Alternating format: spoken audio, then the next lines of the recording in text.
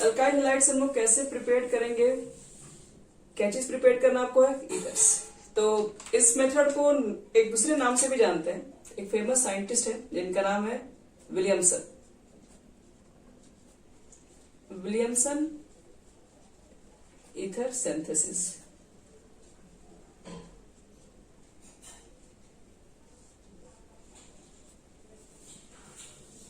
अब देखो इस मेथड से हम लोग कैसे प्रिपेयर करते हैं। तो अल्काइल हैलाइड से देखो कैसे बनाते हैं ईथर। सबसे पहले आपको क्या करना होता है, ऐसे तो इसमें एल्कोक्साइड ग्रुप लिया जाता है, लेकिन वो ग्रुप कैसे बनता है वो भी आपको पहले डिस्कस कर रहे हैं। जैसे मान लो कि तुम्हारे पास अल्कोहल है और आपने सोडियम से रिएक्ट करा दिया, अल्कोहल का रिएक्शन मेटल के साथ, तो बताया गया था यहां पर क्या होगा आपके पास, यहां से H को क्या कर देगा, रिप्लेस कर देगा और यहां पर बैठ जाएगा Na और H2 गैसेस बाहर फॉर्म हो जाती है, यानी कि RONA और H2 गैसेस आपके पास बाहर निकलेंगे और इसी का नाम है बच्चे लोग सोडियम एल्कोक्साइड। और ये जो तुम्हारे पास ईथर ग्रुप, ये जो सोडियम एल्कोक्साइड ग्रुप दिखाई दे रहा है, इसी से हम लोग तैयार करने जा रहे हैं ईथर। कैसे प्रिपेयर होता है, तो यहां पर लिख दो सोडियम एल्कोक्साइड ग्रुप यहां पे है और आपको रिएक्शन कराना है अल्काइल हैलाइड से। देखो मेन रिएक्शन ये नहीं है यहां से, लेकिन अगर मान लो इस रिएक्शन को अगर अल्कोहल से भी प्रिपेयर करना तो भी कर सकते हैं। सोडियम को दिखा के एल्कोक्साइड बना के सोडियम का, फिर वापस अल्काइल हैलाइड से इसका रिएक्शंस करा दो। तो देखो इसमें होगा क्या, यहाँ पे सोडियम और हैलाइड ये दोनों चीजें क्या होती है, बाहर निकल जाती है और ये फिर R को यहां पर अटैक करा दो, तो R-O और R यहां बैठ जाएगा और आपके पास NaX यहां से बाहर फॉर्म कर लेगा। बस इसी में और कुछ करना नहीं आपको है। जहां से बस सोडियम होगा, सोडियम ज्यादा है आपके पास, इलेक्ट्रॉन पॉजिटिव होता है, तो यहां से आसानी से इलेक्ट्रॉन इसको क्या कर देगा, इस इलेक्ट्रॉन को गेन कर लेगा। तो Na और X यहां से NaX बाहर निकल जाएगा, बन जाएगा आपके पास सिंपल सा ईथर। यहां पर कोई खास बहुत ज्यादा मेहनत नहीं करना है। अगर मान लो कि CH3 है, CH2 है, O है, Na है और आपका रिएक्शन है CH3 CH2 Br और आपसे कोई पूछे प्रोडक्ट क्या बनेगा, तो Na और Br को बाहर निकालिए, क्या बन जाएगा आपके पास, ईथर बन जाएगा CH3 CH2O CH2 CH3 और NaBr बाहर। इस तरीके से बहुत से रिएक्शंस निकाले जा सकते हैं, इसमें और भी हो सकते हैं इस तरह के ग्रुप्स। CH3 इसके ऊपर भी मान लो CH3 है, इसके नीचे भी CH3 है, यहाँ पर ऑक्सीजन है, यहाँ पर Na है और आपको किससे रिएक्शन कराना है, CH3 CH2 Br। इससे भी लेके अगर रिएक्शन कराओगे तो फिर से Na और Br ही बाहर निकलेगा और आपके पास ये ईथर फॉर्म हो जाएगा। CH3 CH3 CH3 रखोगे, यहाँ पर ऑक्सीजन डाल दीजिएगा और इस ऑक्सीजन के बगल में हो जाएगा एक CH2 CH3 NaBr।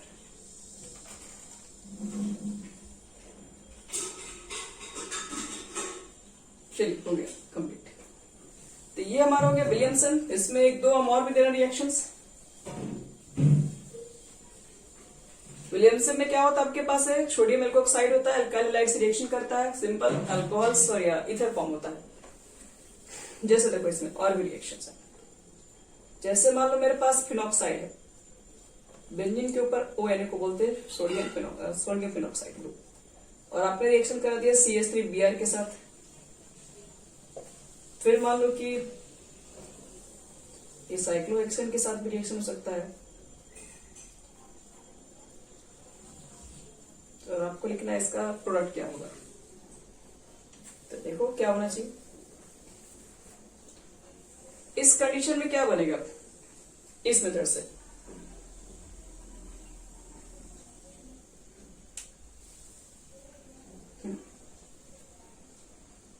यहां से बाहर निकलेगा, एनिसोल ग्रुप बन जाएगा, मतलब ऑक्सीजन के साथ CH3 ग्रुप बन जाएगा, NaBr होगा बाहर आपके पास।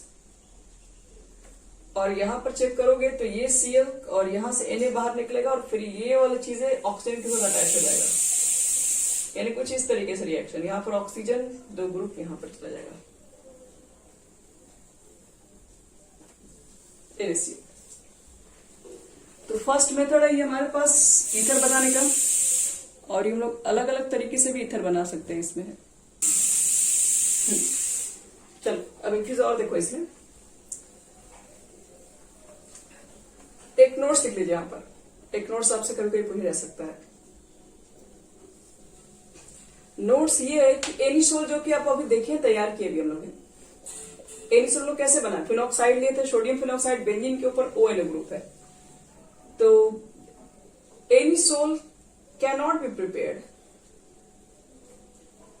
एनिसोल को हम लोग प्रिपेयर नहीं कर सकते by treating bromobenzene with sodium methoxide, with sodium methoxide। जैसे मान लो कि आप कहते थे कि जो RX यूज कर रहे हैं, RX जगह पर हम मान लो कि हेलोआइडिन्स ग्रुप ले लें और ये ले लें सोडियम मिथॉक्साइड ले लें। क्या इससे हम लोग चाहेंगे तो क्या यहाँ पर Br को हटा के क्या यहाँ पर ये चीज को नहीं बैठाया जा सकता है? तो यहां पर होता है नो रिएक्शन। तो एनिसोल को हम लोग प्रिपेयर नहीं कर सकते ब्रोमोबेंजीन के साथ। अब रीजन लिखे जाए क्यों नहीं कर सकते इसके साथ, जबकि ये अपोजिट रहता है। अगर यहाँ पर ONA ग्रुप है और यहाँ पर Br ग्रुप है तो अभी तुरंत हम लोग प्रिपेयर करके दिखाए बन सकता है, लेकिन ऐसे अगर अपोजिट कंडीशन है तो नहीं बना सकते हैं। रीजन लिखो, this is due to reason that. इसके पीछे देखो मेन जो रीजन आपके पास है, जो एराइल हैलाइड्स होते हैं, जो एराइल हैलाइड्स होते हैं वो काफी लेस रिएक्टिव होते हैं, are much less reactive, are much less reactive towards nucleophilic addition reaction. Nucleophilic addition reaction,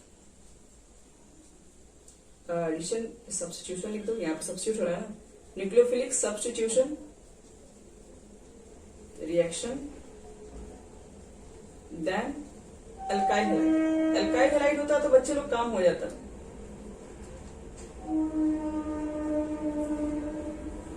लेकिन आपके पास है एराइल हैलाइड। एराइल हैलाइड्स के अंदर कह रहा है कि ये बहुत ज्यादा हाईली रिएक्टिव नहीं होता है। किसके लिए? न्यूक्लियोफिलिक के लिए। न्यूक्लियोफिलिक के लिए क्यों? क्योंकि आप लोग इसकी जब रेजोनेंस को पढ़ोगे बेंजीन के ऊपर जब Br ग्रुप रहता है। हाँ बोलिए, हाँ बोलो, हाँ हाँ एक minute. This is due to reason that aryl, हम रिपीट कर दे रहे हैं। This is due to reason that aryl halide are much less reactive towards nucleophilic substitution reaction than alkyl halide, than alkyl halide।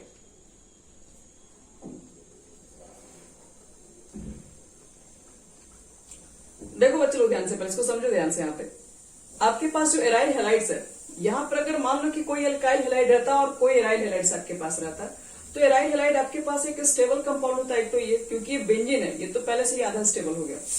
तो benzene के अंदर resonance भी होता है, तो रेजोनेंस की वजह से क्या होता है, ये थोड़ा ज्यादा स्टेबल होता है। और रेजोनेंस जो होता है इसके अंदर आप लोग पढ़ेंगे आगे जाके, ये इलेक्ट्रोफिलिक्स मतलब यहाँ पर ऑर्थो पर मेटा पर क्या होता है, नेगेटिव चार्ज जनरेट होता है, मतलब कि इलेक्ट्रॉन डेंसिटी को बढ़ाता है। तो जितना ये इलेक्ट्रोफिलिक्स देता है उतना अच्छे से न्यूक्लियोफिलिक रिएक्शंस को नहीं दे पाता है। और दूसरी बात ये, अगर हम कहेंगे कि अगर मान लो मुझे बनाना है सोडियम फिनॉक्साइड, तो ये चीजों को हम लोग क्या इसके अंदर एडिशन नहीं करा सकते हैं। यहाँ से Na और Br को बाहर निकालना पड़ेगा और इसको एडिशन यहाँ पे कराना पड़ेगा। तो बोलेंगे कि ये जो बॉन्ड टूटना है वो थोड़ा ज्यादा स्टेबल होता है, इसलिए ये आसानी से ब्रेक नहीं होगा जितना आसानी से अल्काइल हैलाइड का बॉन्ड टूट जाता है। क्यों टूट जाता है? क्योंकि आपके पास क्या है, कार्बन यहाँ पर अल्काइल ग्रुप रहता है, कोई भी R ग्रुप है तो वो कार्बन रहेगा आपके पास, और वो कार्बन जो रहेगा वो बहुत ज्यादा स्टेबल है। एक कार्बन है तो कितना ज्यादा वो मतलब उसके बीच में रेजिस्टेंस होगा। लेकिन अगर यहीं पर मान लो कि कोई एराइल ग्रुप अगर रहेगा तो एराइल ग्रुप में एरोमेटिसिटी आ जाता है, और एरोमेटिसिटी होने की वजह से क्या होता है कि वो कंपाउंड्स ज्यादा स्टेबल होते हैं as compare to the alkyl groups के। तो ये रिएक्शन से आप एनिसोल नहीं तैयार कर सकते हैं। रीजन दिया जा सकता है कि क्यों नहीं किया जा सकता है, तो यही हम लोग बोल सकते हैं कि जो एराइल ग्रुप होते हैं अल्काइल हैलाइड के कंपेरिजन में लेस रिएक्टिव होते हैं। न्यूक्लियोफिलिक के लिए लेस रिएक्टिव क्यों होते हैं? क्योंकि यहाँ पर आपके पास जो कंपाउंड्स है वो एरोमेटिसिटी से कनेक्ट है।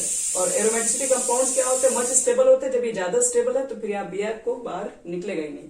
जब ये निकलेगा ही नहीं फिर तो आपके पास ये ग्रुप फिर वापस ऐड नहीं होगा, मतलब ईथर फॉर्म नहीं हो सकता है।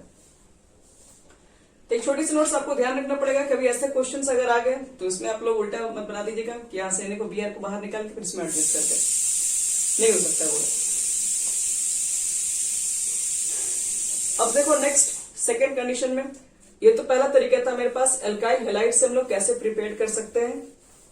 क्या प्रिपेयर किया हम लोग एल्काइल हैलाइड से, तो ईथर बना दी।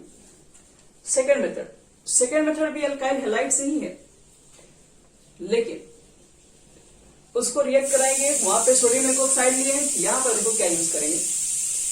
तो बी में लिख देना, ए में तो आप लोग लिए थे कि जब आप एल्काइल हैलाइड को रिएक्ट कराएंगे सोडियम एल्कोक्साइड के साथ। अब यहां पर लिखो कि एल्काइल हैलाइड को रिएक्ट कराएंगे, reacts with silver oxide. Silver oxide, अगर आप एल्काइल हैलाइड को सिल्वर ऑक्साइड के साथ रिएक्ट करा दोगे तब भी बनता है ईथर। एग्जाम्पल देखो यहाँ पे, जैसे सपोज करो CH3 CH2 Br, ये हमारा एल्काइल हैलाइड है। अब हम लेते हैं सिल्वर ऑक्साइड, और एक चीज और ध्यान रहे, सिल्वर जो आपके पास ऑक्साइड होगा Ag2O, वो ड्राई होना चाहिए, ड्राई। अगर गलती से भी क्वेश्चन में आ गया मॉइस्ट, तब यहां पर चीजें चेंज हो जाएंगी। फिर अगर यहां मॉइस्ट लिख देगा तो मॉइस्ट का मतलब है उसमें कुछ नमी है, कुछ वाटर है, और सिल्वर आपके पास Ag2 अगर वाटर से रिएक्ट कर जाएगा तो क्या बना देगा, AgOH फॉर्म कर लेता है, 2 मोलिक्यूल ऑफ AgOH। और एल्काइल हैलाइड को अगर एक्वस KOH और AgOH से आप रिएक्शन कराओगे तो वो अल्कोहल फॉर्म कर लेगा, मतलब यहाँ पे जो रिएक्शन बन के आएगा वो CH3 CH2OH बन जाएगा। तो इसलिए ध्यान में रखना कि ये ड्राई होना चाहिए, ड्राई रहेगा तभी जाके यहां से आप ईथर बना सकते हैं। अगर मॉइस्ट मिल गया तो ईथर नहीं बन सकता, वहां से बन जाता है अल्कोहल बन जाता है। तो देखो रिएक्ट कैसे होता है। तो जैसे हम लोग इसको रिएक्शंस कराते हैं तो देखो दो मॉलिक्यूल्स यूज करते हैं, किसका आपके पास ईथर का, ये एल्काइल हैलाइड का यूज करते हैं, और दो मॉलिक्यूल्स के साथ क्या करते हैं, एक ऑक्सीजन से कंबाइन कर दो। तो CH3 CH2 ऑक्सीजन करो यहाँ पर, फिर CH2 CH3 कर दीजिए यहाँ पर, और यहाँ पर दो मॉलिक्यूल्स Ag का है और यहाँ से निकल रहा होगा Br, जिसकी वजह से यहाँ पर अटैच हुआ ऑक्सीजन। तो लिख सकते हैं 2AgBr यहाँ से बाहर चलेगा। तो एल्काइल हैलाइड को अगर हम लोग ड्राई सिल्वर पाउडर से भी रिएक्शंस कराते हैं तब भी बन जाता है, हमारे पास है ईथर ग्रुप बनाया जा सकता है। और यहाँ पर बच्चे लोग जब भी ईथर बनेंगे तो सबको समझ में आ रहा है ये हमेशा क्या होगा, सिमेट्रिकल ईथर बन पाएंगे, क्योंकि आप जब भी यहाँ से लेंगे CH3 लेंगे और Br लेके चलेंगे तो दोनों तरफ CH3 ग्रुप बैठ जाएगा, यही ग्रुप यहाँ पर दोनों तरफ अटैच हो जाएगा। तो इसका मतलब इस मेथड से आप सिर्फ और सिर्फ सिमेट्रिकल ईथर ही बना सकते हैं बस। लेकिन इसे जो पहले वाला मेथड था विलियमसन, उससे आप दोनों तरीके के ईथर बना सकते हो। जैसे मान लो कि यहाँ पे CH3 Br है और आपने रिएक्शन किसे करा दिया, CH3 CH2ONA। तो सबको समझ में आ रहा है, यहाँ से NaBr को बाहर निकालेंगे, यहाँ पर CH3 को बैठाएंगे तो वो अनसिमेट्रिकल ईथर है, क्योंकि ऑक्सीजन के अगल बगल अलग अलग ग्रुप्स है। तो विलियमसन से तो आप दोनों बना सकते हैं, लेकिन आप सिल्वर ऑक्साइड जब यूज कीजिएगा ड्राई के स्टेट में तो यहां से भी ईथर बनता है, लेकिन यहाँ का जो ईथर बनेगा वो सिमेट्रिकल ईथर बनेगा। चलो ये हो गया सेकेंड मेथड। अब लिखते हैं थर्ड मेथड, फ्रॉम अल्कोहल। हालांकि ये तो सेकेंड ही मेथड, एल्काइल हैलाइड से दो मेथड था हमारा। अल्कोहल बन जाएगा,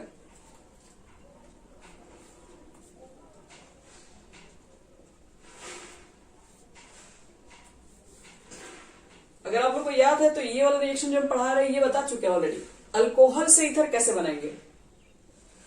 तो H2SO4 वाला याद है, H2SO4 को बताया था कि अलग अलग आप टेम्परेचर पर अलग अलग प्रोडक्ट फॉर्म होता है। कॉम्प H2SO4 की कंडीशन में वहां पे टेम्परेचर हम लोग 110 किए थे, फिर आगे बढ़े थे 140 पर किए थे, फिर 160 पर किए थे। हाँ, तो एक पॉइंट पे ईथर भी बना था। तो अल्कोहल से लिखेंगे एसिड कैटेलाइज्ड डिहाइड्रेशन।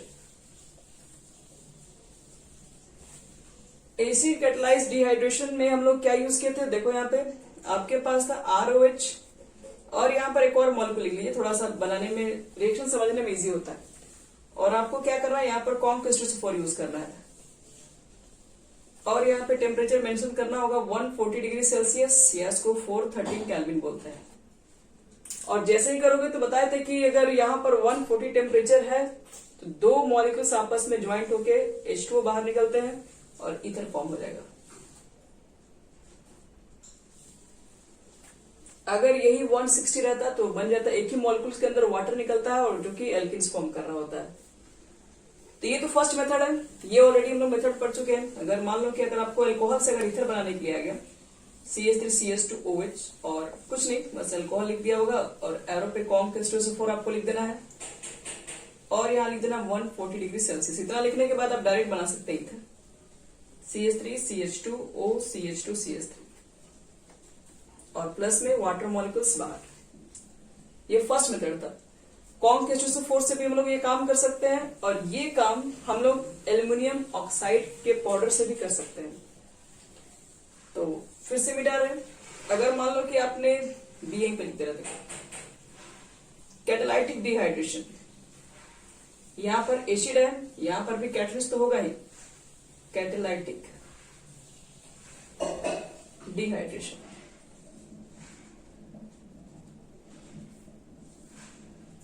देखो कैटालाइटिक डिहाइड्रेशन कराओगे तो क्या होगा, फिर से मान लो कि आपने ले लिया अल्कोहल CH3CH2OH और इस बार आपने H2SO4 नहीं डालकर एल्यूमिनियम ऑक्साइड का पाउडर डाल दिया Al2O3, 523 केल्विन। तो सेम बच्चे लोग, ये रिएक्शन दोनों बिल्कुल सेम है। यहाँ पर भी 2 मॉलिक्यूल्स हुआ, यहाँ पर भी 2 मॉलिक्यूल्स, यहाँ से भी वाटर मॉलिक्यूल्स को ही बाहर निकालेंगे। यानी कैटलिस्ट को चेंज करने पर भी एक रिएक्शन चेंज हो रहा है। अल्कोहल से आप दो तरीके से बना सकते हो, या तो उसके अंदर एसिड भी डाल के बना सकते हो, या तो यहाँ पर एल्यूमिनियम ऑक्साइड भी डाल के बना सकते हो लोग। ये दोनों रिएक्शंस क्या होता है, दोनों रिएक्शंस के आपके अंदर ईथर ही फॉर्म हो रहा होता है। अब एक और रिएक्शन देखते हैं। ये तो सेकंड मेथड था अल्कोहल से। अल्काइल लाइट से भी 2 मेथड से बना है। अल्कोहल से भी आपको दिखा 2 मेथड से बनाया जा सकता है, कॉन्क/4 और एल्यूमिनियम ऑक्साइड से भी। काम दोनों में रिएक्शन में सेम ही हो रहता है, अल्कोहल ही रहता है, बस यहाँ पर कैटलिस्ट को चेंज किया, टेम्परेचर को चेंज किया, उसके बाद बन रहा है सब कुछ सेम। तो ये सब बस केवल आपको ध्यान रखना है, याद रखना है आपके पास कितने सारे मेथड्स है। इंपॉर्टेंट रिएक्शन जो मिलेगा आपको बताइए, जो नेम से आएगा आपके पास। देखो अब थर्ड नंबर में आते हैं, ये आपके थोड़ा सा इंपॉर्टेंट हो जाएगा। बाय द एक्शन ऑफ, ये भी अगर तरीके से कहा जाए तो अल्कोहल का ही रिएक्शन होता है। By the action of diazomethane, diazomethane on alcohol,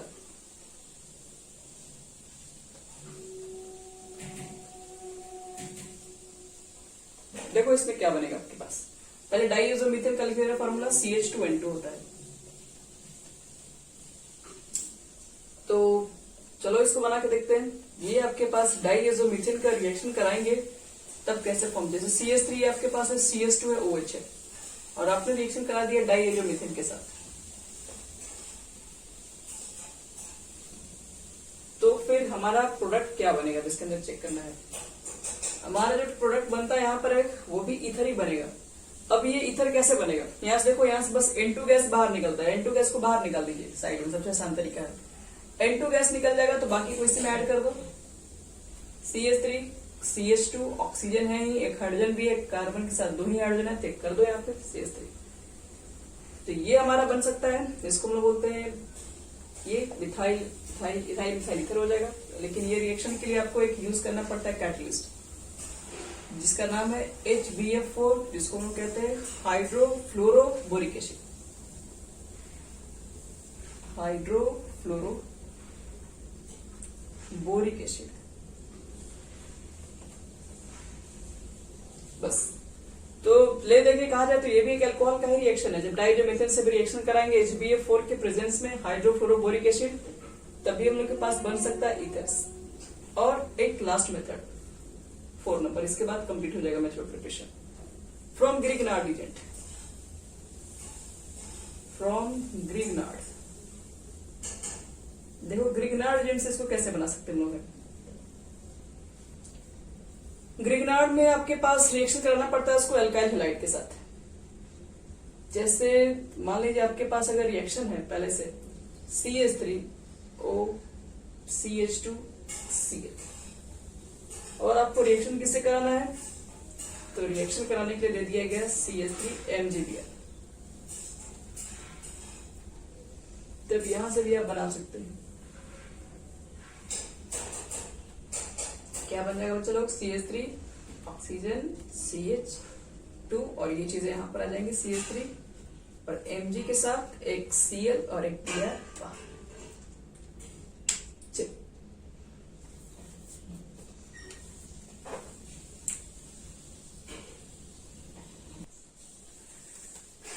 चलो ये होगा हमारे पास कुल मेथड ऑफ प्रिपरेशंस।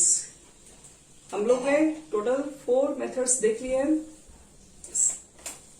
इसमें से 4 जो मेथड्स आपको है वो उतना कुछ खास इंपॉर्टेंट नहीं है, जो आपके पास 3 ही मैंने उसी इंपॉर्टेंट को ध्यान रखना होगा। एल्काइल हैलाइड्स आप प्रिपेयर किए थे, एक विलियमसन आपके पास मेथड्स था और हम लोग विलियमसन के अलावा भी एक मेथड्स किए थे। विलियमसन के बाद देखो तो दूसरा मेथड्स कौन सा हम लोग यूज किए थे, हम सिल्वर ऑक्साइड यूज किए थे ड्राई। और अल्कोहल से 2 तरीके का मेथड हमारे पास था, 2 नहीं 3 तरीके से बोल सकते हैं। एक आपके पास डिहाइड्रेशन था अल्कोहल से COH4 के साथ, एक और डिहाइड्रेशन ही है Al2O3 के साथ, और थर्ड आपके पास है डाई मीथेन के साथ। बस बच्चे लोग यही 3 आपके पास कुल मिला के रिएक्शन इसके अंदर है। उसके बाद स्टार्ट करते हैं सीधे इसकी कुछ केमिकल प्रॉपर्टीज। इथर्स कोई बहुत बड़ा चैप्टर नहीं, वो तुरंत कंप्लीट हो जाएगा, लेकिन इसके अंदर देखो केमिकल प्रॉपर्टीज के इथर में 2 रिएक्शन बहुत इंपॉर्टेंट है, क्योंकि बहुत बार क्वेश्चन किया जाता है, सिर्फ बॉडी एग्जामिनेशन में और भी कोई कंपटीशन एग्जामिनेशन में भी किया जाता है।